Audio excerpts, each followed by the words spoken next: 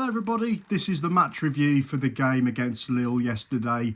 The match day vlog is currently up, so what I'm going to do is I'm going to leave a card in the end of the video, so you guys can watch that straight away after this one. The match review, I haven't done one of these for God knows how long, but I finally got the courage to do one of these because, not going to lie, I'm a little bit nervous as to how you interpreted my view and my opinions. But yesterday's game was really tough. It was really tough. Emi Martinez yesterday, that was the greatest goalkeeping performance I've ever seen from a Villa keeper in a long time. I'm a little bit before the Mark Bosnich days. I was born in 2002, so I've seen some terrible goalkeepers in my 21 years of supporting this club. So, in my opinion, I actually think Emi Martinez is one of the best goalkeepers I've ever seen at Villa. Now, Bradford was a little bit of a Premier League legend and stuff like that, but Emi Martinez, God, he really did show that he was the best goalkeeper in the world. He was amazing. 3 one-on-ones he saved, and not just that. The second half, they went out Lille and did the same exact shit that they did in the first half. And Emi Martinez pulled off 2 unbelievable saves. The one thing I want to say is they played the exact same game plan we do. The very high line, the counter-attacking football. I mean, for the first half, you'd think we were the away team in that game.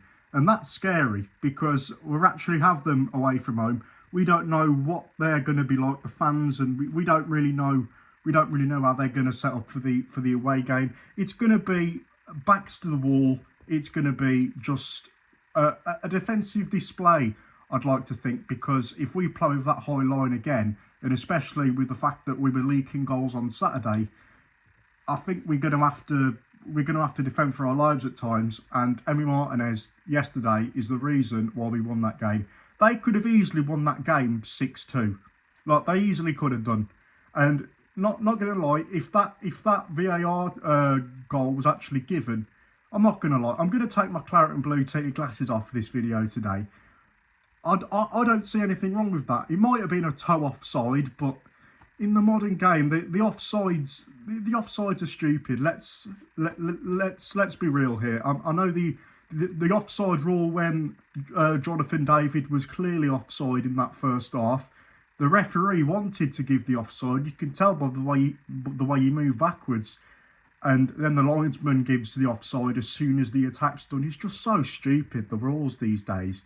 And the offsides do seem to change every week. We saw it with West Ham, with the VAR decision against Wolves. We saw that as well. They just like to change the rules week in, week out. And sometimes we ourselves as fans, even I thought this, we're going to think, do we even know the rules of football?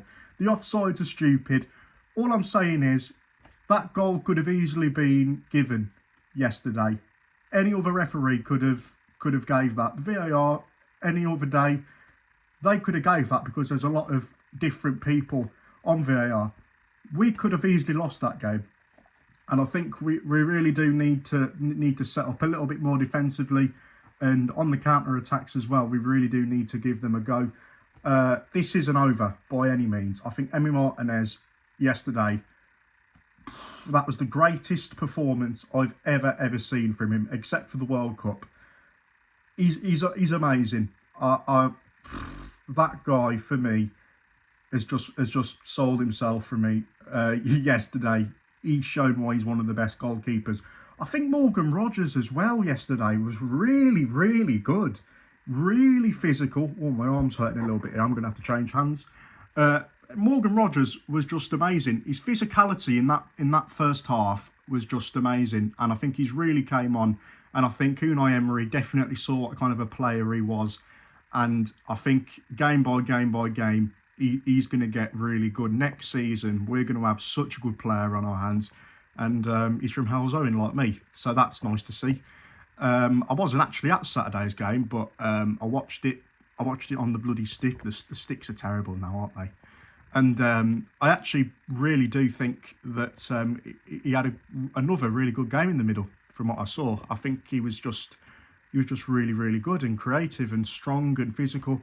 He could have easily plays as a central mid, just how strong he is. I'm not saying that's his position by any means. I'm just saying he can play around the pitch right now, and that's a dangerous player when you've got someone like him in there. So again, amazing. Ollie Watkins as well, getting on the score sheet. Really good header, really good delivery from John McGinn.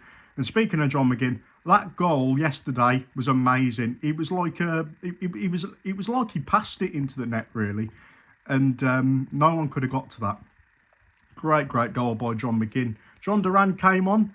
He crashed his car yesterday, so we all thought he was going to be a doubt, but he did show it a lot of presence, and I'm really grateful for him that he didn't get injured because we do need another striker, and that's something that we're lacking. And we would have probably had one striker apart from Zaniolo, who's just you know, I think for me that mistake on Wednesday with the wall, if he didn't make that mistake, we would have said that Zaniolo had a really good game on Wednesday, and he's just he has good games, but he does things that are just inexcusable at times. And I think yesterday he was just a little bit lost when he came onto the pitch. I don't really think he did a great deal.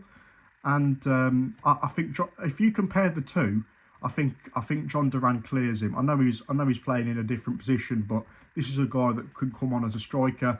If we're picking between the two, John Duran for me any day of the week. I'm really happy that he's got back to his form again, and he's happy on the pitch, because we all did think he was going to get moved out on loan, and it looks like that hasn't happened, and he looks like he's really comfortable again.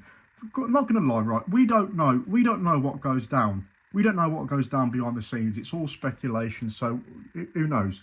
Who knows with him? And I really hope he's going to be a top player in the future, because he's brilliant. So that was my thoughts on the video today, guys. Let me know down in the comments below what you guys think. I'll be there on Sunday. It's going to be another really tough game, and I'm not going to lie. I'm not really that confident, because Arsenal are a really good team, and I do think that they're probably going to be up there as one of the favourites to win the league, especially if they beat us on Sunday. Thanks for watching, everybody. Take care. All the Villa, everyone. And I'm going to have my coffee now, because I've just put the kettle on. So I'll enjoy that. You enjoy the video. You go and watch it. The match day vlog. I'm going to leave a card at the end of it, so it'll pop up on the screen soon. Thanks for watching, everybody. Take care. And what the Villa. Nice one, everybody. Take care.